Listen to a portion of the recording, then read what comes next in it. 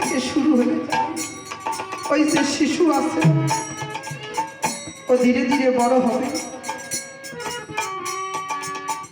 যৌবনকাল পর্যন্ত হরি ভজন, যৌবনের পরে বার্ধক্যে যারা হরি ভজে জমের তরাস।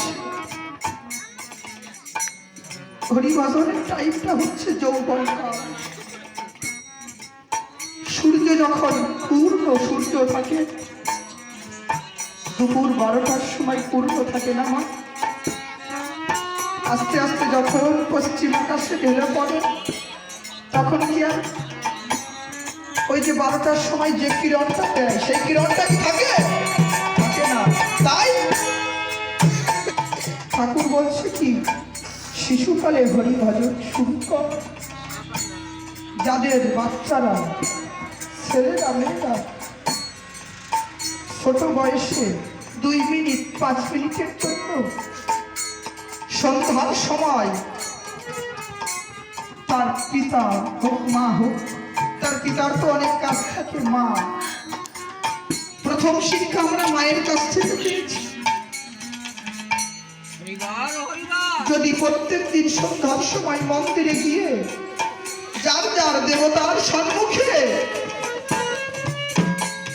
তার নাম গুণাগুণ করা যায়, প্রত্যেক দিন মন্দিরে সন্ধ্যার সময় 2 মিনিট কি 5 মিনিটের জন্য ঠাকুরের বন্দনা, ঠাকুরের সম্বন্ধে 2-1 কথা যদি শেখাও, ওই সন্তান যদি শেখে, ওই সন্তান আর কোনোদিন বাজে পথে যাবে না, সুপথে থাকবে, কুপথে কোনোদিনও যাবে না।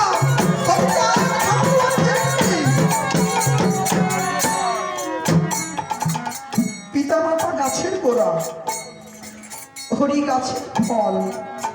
হরিচাঁদ ঠাকুর বলছে আমায় খেতে দিতে হবে।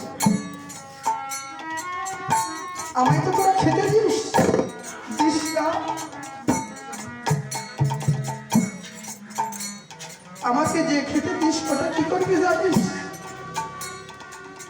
তোর যে বৃদ্ধ মা বাবা আছে তাদেরকে দিস।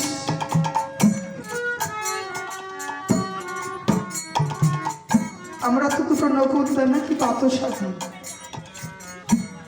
যদি বলি ওই দিয়ে কি মা বাবার হয়, আমরা তো তাই দিই। এমনও অনেকবারই দেখেছি প্রত্যেক দিন 3 টাইমে ঠাকুর সেবা হয়, ফল, মিষ্টি, দধি, দুধ, ছানা ইত্যাদি ইত্যাদি দিয়ে তারা সেবা দেয়। ঠাকুর বলছে ওইগুলো আমায় দিস না, ওইগুলো যদি পারিস তো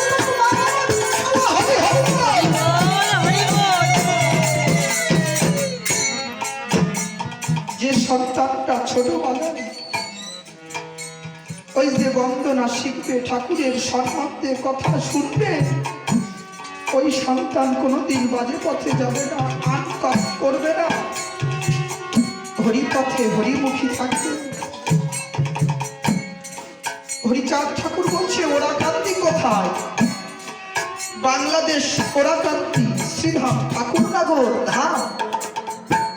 ঠাকুর বলছে কি, আগে এই বাড়িটাকে ওরাকান্তি বানা। কিভাবে বানাবি? প্রত্যেক দিন সন্ধ্যার সময় তোর ছেলে মেয়েকে শেখাবি, ভালো কথা শোনাবি, আন কথা ছেলেদের সামনে বলবি না।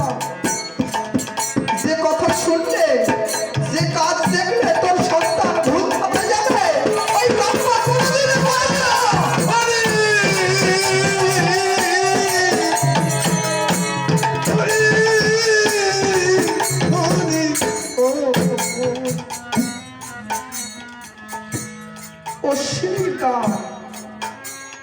অশ্বিনীর গান হচ্ছে জ্ঞান।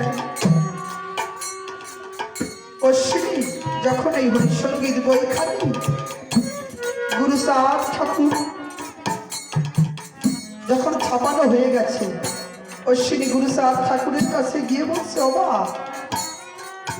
আমি যেই বইটি রচনা করলাম, তুমি যে পড়ালে আমার দিয়ে, কেমন হয়েছে? বলছে অশ্বিনী আমি পড়েছি, কেমন হয়েছে জানিস? আমার কাছে পায়খানার মতো লাগলো। অশ্বিনীর মনটা একটু ছোট হয়ে গেল। বলছে আমি যে গ্রন্থ যে বই রচনা করলাম বাবা পায়খানার সঙ্গে তুলনা করল।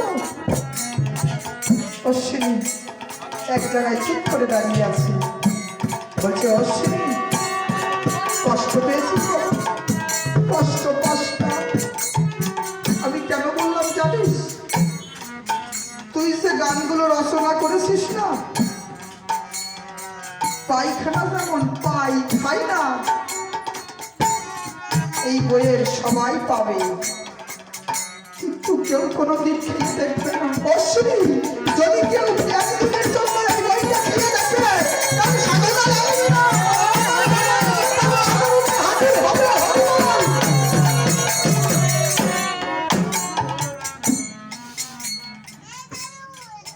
তাই আমার অশ্বিনীর গান